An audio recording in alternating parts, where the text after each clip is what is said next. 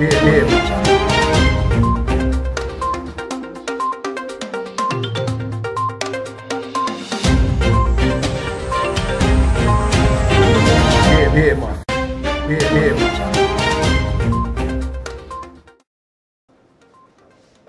bureau politique de notre parti, Force Kori pour un Bénin émergent, FCBE, s'est réuni ce jour, mercredi 22 mai 2019, et a décidé de rebondir sur la sortie de la direction de la résistance du 21 mai 2019 par le présent appel à l'approfondissement de la lutte pour le rétablissement de la démocratie dans notre pays.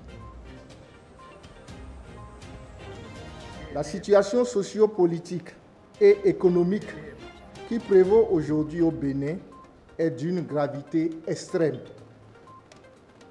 À cet effet, nous faisons nôtre l'analyse faite hier par la résistance dont Force Kori pour un Bénin émergent est partie intégrante.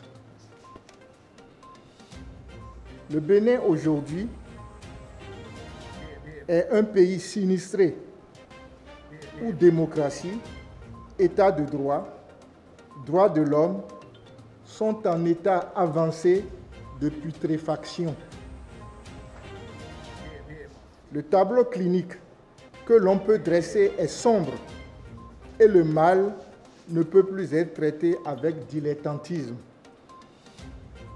Il mérite un traitement de choc, une concentration des efforts de tous les instants de la communauté nationale, internationale, la société civile nationale, africaine et internationale, et de tout le peuple béninois. Par un coup de force particulièrement meurtrier, le président Patrice Talon a confisqué le Parlement dont il a nommé 83 préposés prêts à lui obéir au doigt et à l'œil. Dans ce processus électoral exclusif de l'opposition, il aura fait gazer les deux anciens chefs d'État, envoyé en exil le fils de l'un et séquestré depuis le 1er mai l'autre, qui ne peut ni sortir, ni recevoir ses parents, ses collaborateurs à sa résidence encerclée de militaires, de policiers et d'engins de guerre. Les 1er et 2 mai ont connu à Kadiaoun et Kandi des tueries partir à balles réelles contre les populations non armées, occasionnant une dizaine de morts. Depuis lors, les arrestations d'opposants ou de toute personne suspectée de ne pas partager la pensée unique que tente d'imposer le pouvoir se multiplient. Les jeunes, qui constituent la cible préférée, sont embastillés ou contraints à la clandestinité et à l'exil pour gonfler le nombre sans cesse croissant des indésirables du pouvoir du président Patrice Talon. Le 28 avril 2019, le peuple béninois, à près de 90%, a rejeté la parodie électorale. Nonobstant ce désaveu cinglant, le pouvoir a installé le 16 mai son parlement illégal et illégitime. À l'instar de la Nakba, le 16 mai est pour le peuple béninois une journée de catastrophe, une journée de honte nationale. De ce point de vue, plus que jamais, le peuple béninois doit refuser de céder à la fatalité et s'inscrire résolument dans la résistance.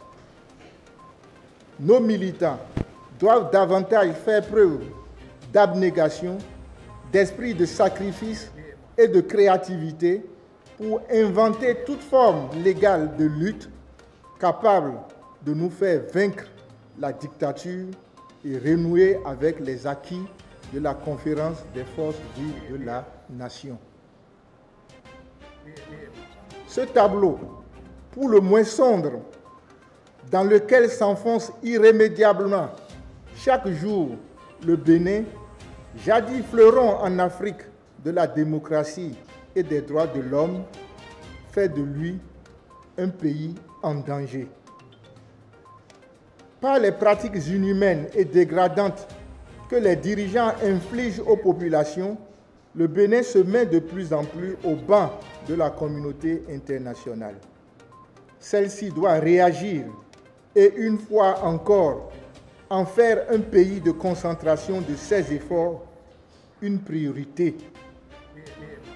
Elle doit mettre en œuvre les mécanismes appropriés pour aider les Béninois à récupérer leur démocratie, l'état de droit et renouer avec le respect des droits de la personne humaine.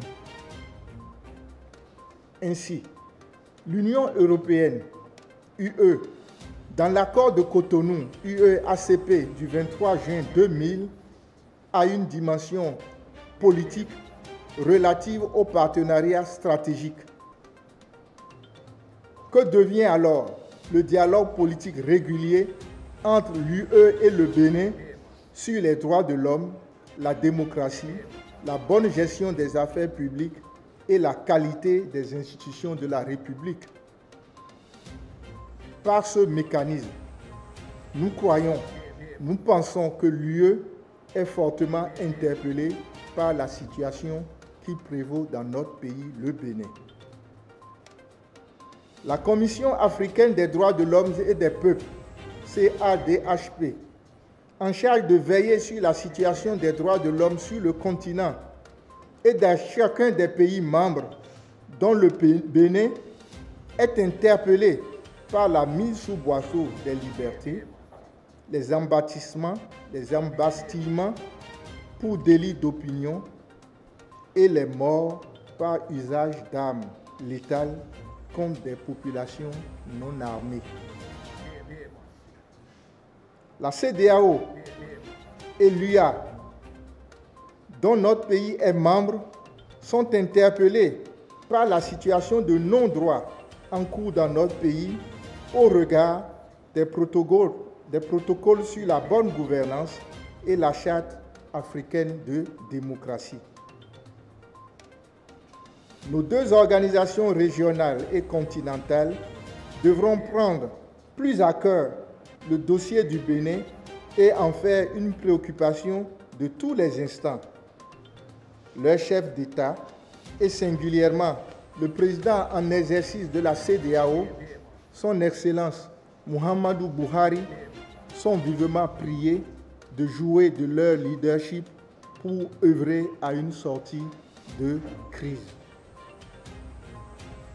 Les États-Unis, en tant que première puissance mondiale et grand pays de démocratie, prendront leur part de la lutte pour la démocratie du peuple béninois en mettant en exergue le volet respect des droits de l'homme et de la bonne gouvernance du MCA signé par notre pays. Notre organisation de la francophonie, OIF, devrait pouvoir mettre en œuvre les procédures du chapitre 5 de la déclaration de Bamako en cas de rupture de la démocratie ou de violation massive des droits de l'homme. Dans tous les cas, il est hautement souhaitable que notre organisation commune rompe avec son silence, car de toute évidence, un pays membre qui a beaucoup apporté comme le Bénin sombre actuellement corps et âme dans une zone de non-droit. La société civile nationale, dont les Béninois ont été si fiers pendant près de 30 années, est devenue inaudible aujourd'hui, où notre pays est en danger et a besoin plus que jamais de toutes les voix pour crier haro sur la mort programmée de la démocratie, de l'état de droit et réclamer la fin de cette violation massive des droits de l'homme. Notre société civile doit renouer avec son rôle de vigile et alerter ses homologues africains et internationaux pour organiser la sauvegarde du Bénin. Par ailleurs, nous en appelons aux forces de sécurité publique et à l'armée pour qu'elles soient résolument du côté du peuple. Cet engagement qu'ils avaient pris jadis à la conférence nationale prend dans le contexte actuel un relief particulier qui les interpelle dans leur conscience et leur patriotisme. Ce qui arrive à notre pays, le Bénin, montre à souhait que la démocratie, l'état de droit et le respect des droits de l'homme ne sont jamais des acquis irréversibles. L'état de veille doit rester permanent. Nous sommes dans une situation de reflux, mais Force Cori pour un Bénin émergent reste optimiste car nous pensons fermement que le génie du peuple béninois, avec l'aide sans faille et prioritaire de la communauté internationale, avec cette aide, nous sortirons du creux de la vague. La démocratie et l'état de droit renaîtront. Nous remercions la communauté internationale pour l'intérêt qu'elle porte à notre pays. Cependant, nous souhaitons son implication plus forte et immédiate. La situation du Bénin appelle la communauté internationale à oser une ingérence humanitaire. Que le Bénin devienne un pays prioritaire de concentration de ses efforts. C'est un SOS, un cri de cœur, un appel à assistance à pays en danger que nous lançons à la communauté internationale, la société civile nationale, africaine et internationale. En tout état de cause, les efforts conjugués du peuple béninois et de la communauté internationale en lutte pour renouer avec la démocratie doivent conduire à l'annulation et la reprise d'élections inclusives nationales, librement. La fin des arrestations et persécutions de tout genre, dont la séquestration en cours de l'ancien président Boni Yayi. Le retour des exilés et la fin de la terreur politique dans notre pays. Et en dernière analyse, il faut parer au plus pressé, car c'est une évidence aujourd'hui que le terrorisme international est à nos portes. Laisser le Bénin se déstabiliser conduira à la déstabilisation de la sous-région.